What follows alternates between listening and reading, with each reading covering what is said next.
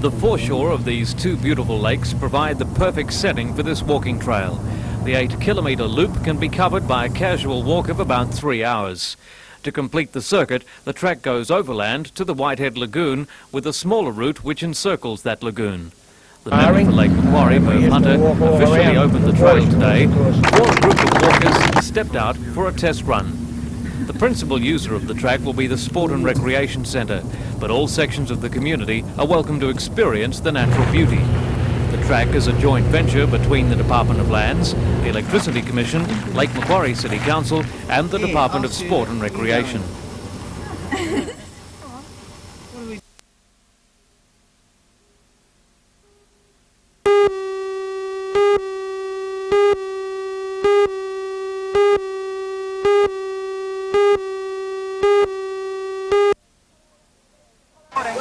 Hello, I'm Janelle Provost.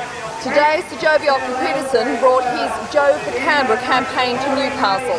Thousands of people turned out to the lunchtime rally, half of whom were for Sir Joe, the other half were protesting against him. For all the news, join us tonight at 6.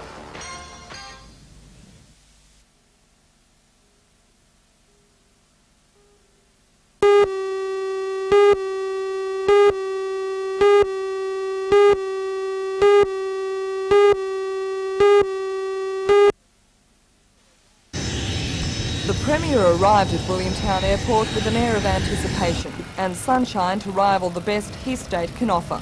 From the word go, the Premier began campaigning, slamming the federal government's mini-budget, calling it hopes that didn't do anything for anyone, and was simply a hole-filling exercise which needed to be done because of mismanagement. From there, the Premier faced the media at the Park Royal Motel. On the subject of the federal industrial legislation which will override Queensland's anti-strike laws, Sir Joe says it's complicated and irrational. I don't know if it's worth appealing to the High Court in the sense that let's see what effect it has or what it is. It might be a lot of gobbledygoo that doesn't mean anything. And he himself says he's not quite sure whether it's going to work or whether it isn't going to work. When asked about coming to the Labor stronghold of Newcastle, feeling like Daniel in the lion's den, Sir Joe was philosophical. No. Well, Daniel got out of the den all right. While the Queensland Premier was meeting reporters, trade unionists were holding their own meeting at the Newcastle Workers' Club. Upwards of 1,000 attended, including 300 waterside workers who called a strike from 10 till 2 today to protest Sir Joe's visit. Because the meeting was held on licensed premises, licensing police forced all those attending to sign the club's register. After the short delay, the unionists then marched on Civic Park, improvising their own stage directly opposite the Joe for Australia setup. They should start in Queensland where he originally come from. We want democracy here, not a dictatorship. We're not here to demonstrate or cause any violence. They're the ones that are going to start anything. They're the ones that brought in the supporters from up the country to start the fights. If we were in Queensland now, we'd be arrested for just doing this, and we're not doing any harm, are we? Sir Joe's rally across the park was equally as boisterous, and if nothing else, the Premier stirred up the emotions of the people of Newcastle. For the first time, some of the Premier's policies were outlined by one of his advisors. They are that tertiary students should pay more for their education, and that other ways should be found to cut unemployment benefits even further. Sir Joe, the man his supporters call a political giant amongst pygmies, was more positive. Once again, he brought up his keystone policy, the 25% tax, and if he becomes Prime Minister, a cut in the price of fuel. All through his speech, the 1,500 demonstrators jeered, calling him a fascist and giving him the Nazi salute. Although there were some disagreements between a small core of Torres supporters, some of whom were bussed in from the northwest, and the demonstrators, the contingent of watchful policemen had little to do. Sir Joe's speech was followed by a half hour of questions about his policies on abortion, public marches and the right to strike, and the 76-year-old Premier seemed in his element. Sir Joe left the rally trailed by protesters.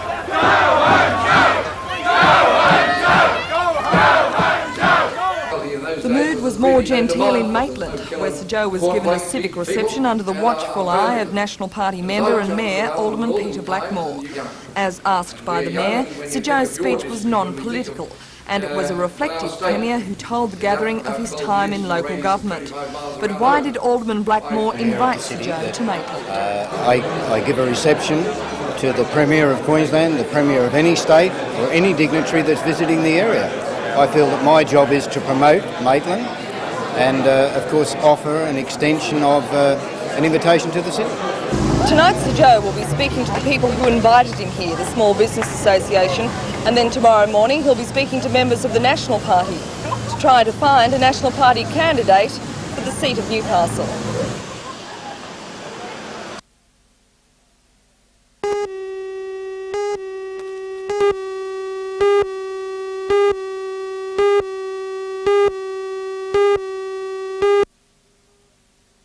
When the date of the election is now.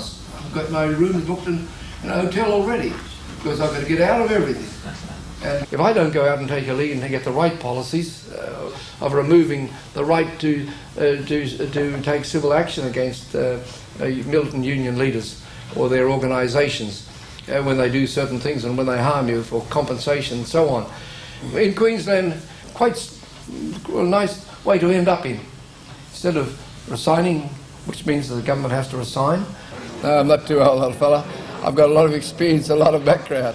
And when you get as old as I am, you'll have a lot of experience and background, and you'll have a better understanding of what unions do to people and to a country and to a nation.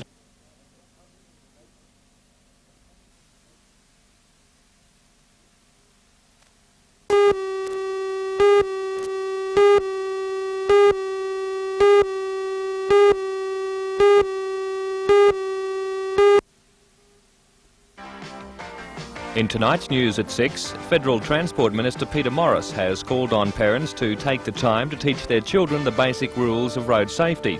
He was speaking at the launch of Out and About, a federal government road safety initiative launched today. For all the news, join us tonight at 6.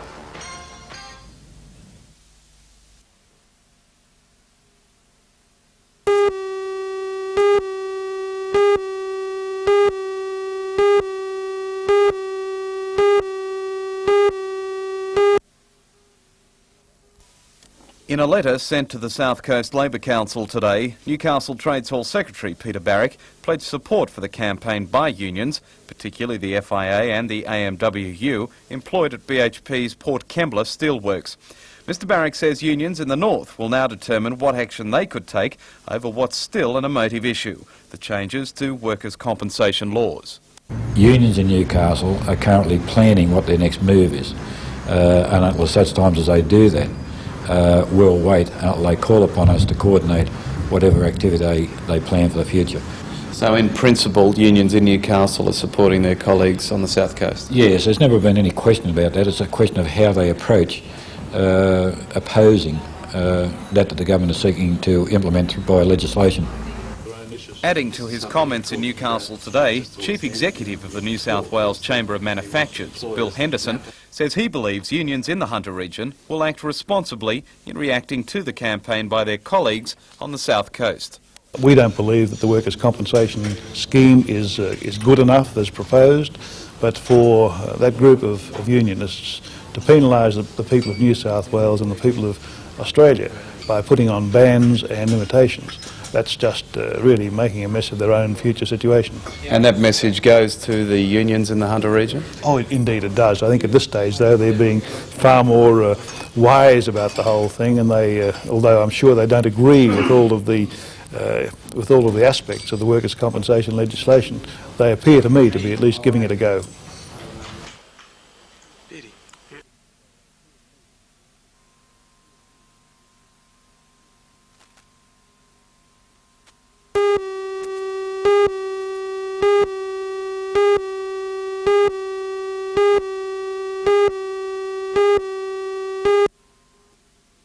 According to the experts, asthma is a serious condition, particularly in children. Asthma attacks are the result of obstructed airways, causing coughing, wheezing and lack of breath. Dr Craig Millis is the head of the respiratory department at Sydney's Camperdown Children's Hospital. In Newcastle last night, Dr Millis outlined new developments in children's treatment at the region's Asthma Supportive Member Association's annual meeting. Statistics show that 20% of preschool-aged children and 12% of school-aged children suffer asthma and breathing problems, contracted as early as a few months after birth. In acute and severe cases, young sufferers may die, but as research continues into finding a cure, new methods of treatment are being discovered. One is the use of various devices to assist the children to actually take the various inhalations that they use, and there's a lot of new techniques that we use to teach them and new aids that we've got that we can use, and also there's been some new developments in the treatment of acute severe asthma using some of the new drugs that are available and have been used for some years for other parts of medicine, and we've found that they're very useful in treating acute severe asthma.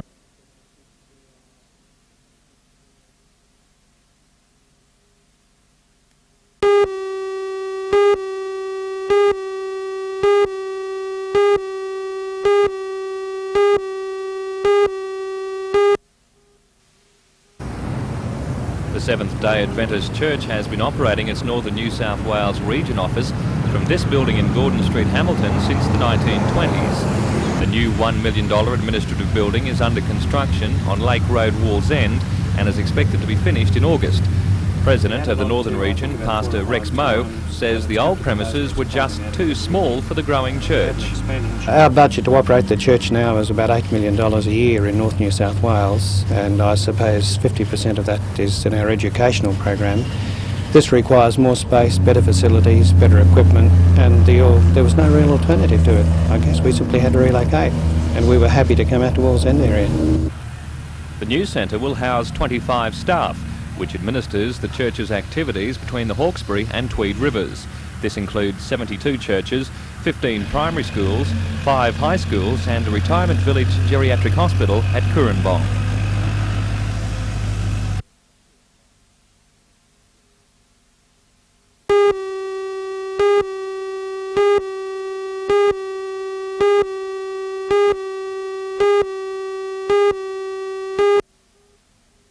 Out it goes now. The final score after Mike extra Johnson time was says the you can stay Falcons away there. 128 Wayne to went Purdue back very well, 143. McDaniel. But it wasn't a fair indication of just how well the local side played. After trailing 92 to 102, the Falcons levelled at 125 all, right on full time, mainly due to some fine play from Wayne McDaniel, who top scored with 37 points, and point guard Sean Dennis. In 5 minutes of extra time, the lanky touring students managed to mesmerise the Falcons with some quick and confident baskets. Coach Steve Johansson says the Falcons showed some strong passages good shot here as McDaniels takes the Ivan drive. Daniels being fouled out shortly into the second half. We'll say that's a good shot. Steve Johansson says the match was good Points for preparation goaltending. for next Wayne, Friday night's McDaniel NBL didn't like clash against North Melbourne at the Broadmeadows Stadium.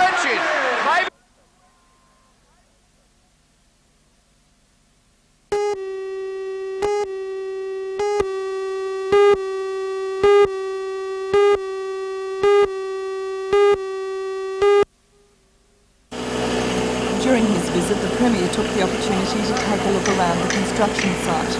The restoration of the old brewery in Hunter Street West will cost $4.6 million. On welcoming the Premier to Newcastle, Lord Mayor John McNaughton said that this project had seen the cooperation of all levels of government, with each contributing about $1 million. Mr Unsworth says he's exempted the museum project from the state government freeze on capital works because he believes it's vital to the cultural infrastructure of the city. After handing over the $250,000 cheque, Premier Unsworth promised to deliver the balance of the $1 million grant later this year. And I certainly want to be here when the project is open for the...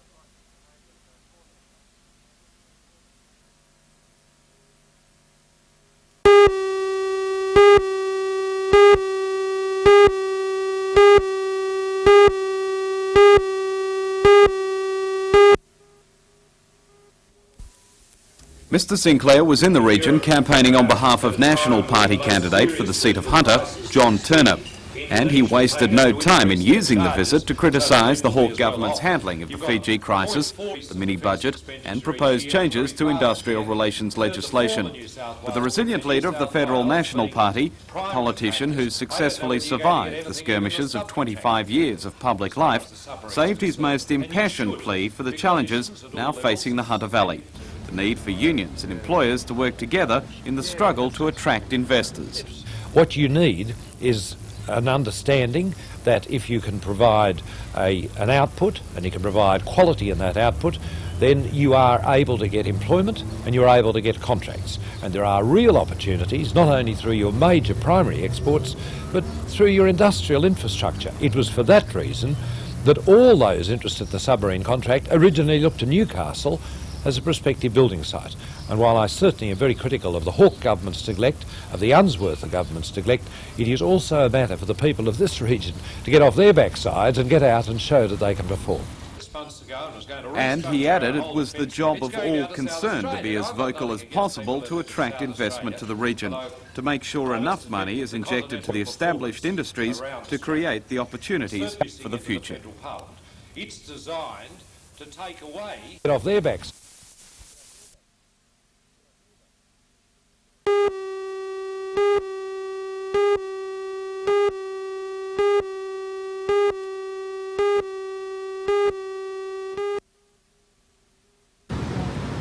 The coalfields has a rich and vital history, and the Charlton Federal Electorate Council decided to document it from what local people remember. Much of the information was gathered at a conference held at Western last year.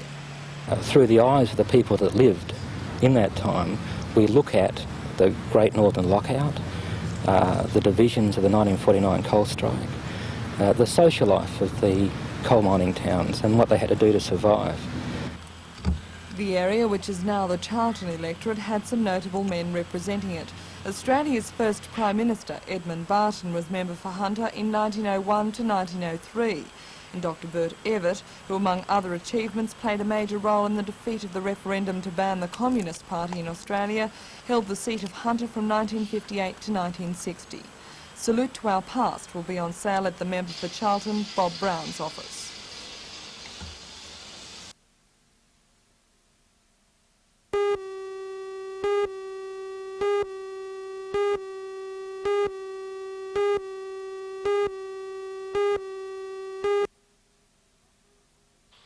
The industrial record at Maitland Abattoir has been a worry to the owners Metro Meats for some time. Last year, 43 workers were sacked after a dispute on the mutton chain, and this year the animosity between management and workers has continued. It seems the straw that broke the camel's back was a personal dispute between union organiser Gary Van Haren and the manager Michael Ayton. Last Thursday, Mr Ayton fell over in the beef room. He claims he was pushed by Mr Van Haren, but the union says he slipped over. Police charges were laid, but were later dropped. The matter went before the Industrial Commission yesterday, and Commissioner O'Neill directed the members of the Meat Industry Employees Union to go back to work. They stayed at work on Thursday, but met early this morning and decided to stage a one-day strike as a show of solidarity with Mr Van Haren. Later in the morning, the men received this letter, dismissing them because they failed to comply with Commissioner O'Neill's directions and because the company says they've refused to abide by the dispute's procedures. State Manager of Metro Meats, Peter Watson, went on to say in the letter that the company regards the non-compliance of these agreements as neglect of duty and misconduct, warranting dismissal in these circumstances.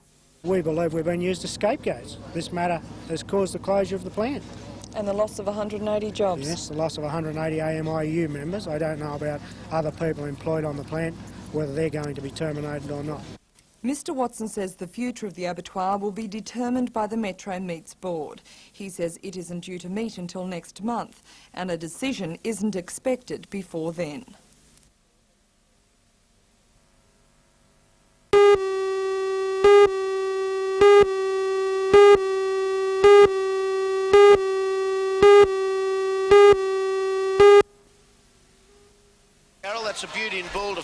The North Melbourne Giants are currently in 7th with 2 wins and 3 losses on the result sheet.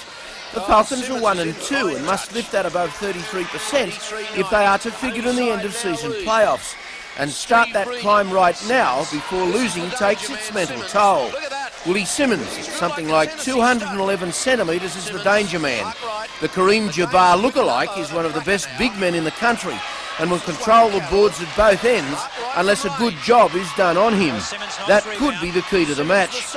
Long-serving international Wayne Carroll is another that could destroy the Falcons' chances if given any latitude.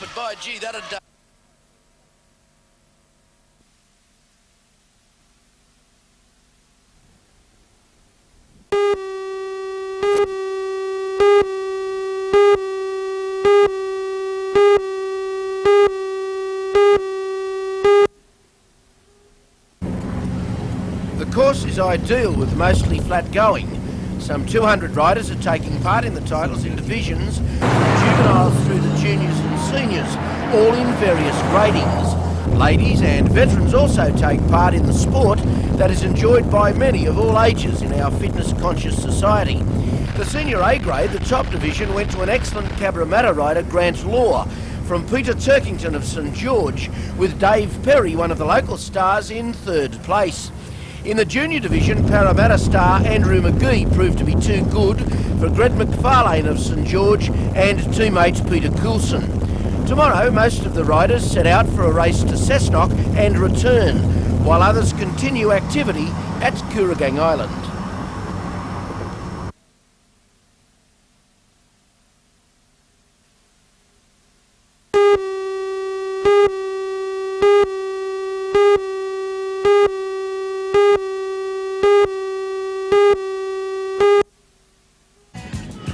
The Classic is best described as a unique combination of steeplechase, cross-country and point-to-point racing.